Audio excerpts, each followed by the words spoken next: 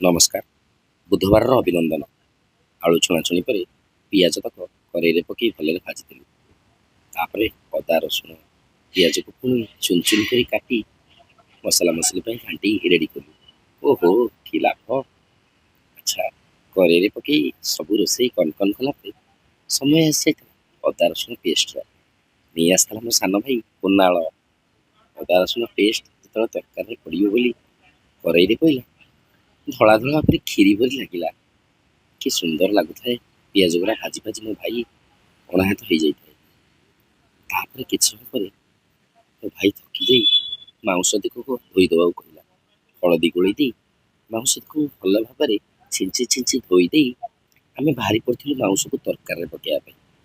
ପଡ଼ିଗଲା ତରକାରୀରେ ମସଲା ମସଲି ତକ ସବୁ ପକେଇକି ମୋ ଭାଇ ପୁଣି ଥରେ ତାକୁ ଘାଣ୍ଟିବାକୁ ଲାଗିଲା। ଘାଣ୍ଟି ଘାଣ୍ଟି ତା ମନ ହେଲା ଟିକେ ହାତ ହଲେଇ ଦେଲା। ହାତ ହଲେଇ ଦେଇ ମାଉଁସ ଦିଗକୁ ଆଉ ଥରେ ଭଲରେ ଭଲରେ କି କରେଇରେ ଖିନ୍ ବିନ୍ କରି ତାକୁ କରିଦେଲା। ତାପରେ ଧନିଆ ପତ୍ର ପକେଇ ମାଉଁସ ରେଡ଼ି। ଆଉ କ'ଣ ଖାଲି ମାଉଁସର ହଉଛି? ଦେଖନ୍ତୁ, ଜିରା ଲଙ୍କା ମେଥି ଗୁଣ୍ଡ ଦିଆ ସାଲାଡ।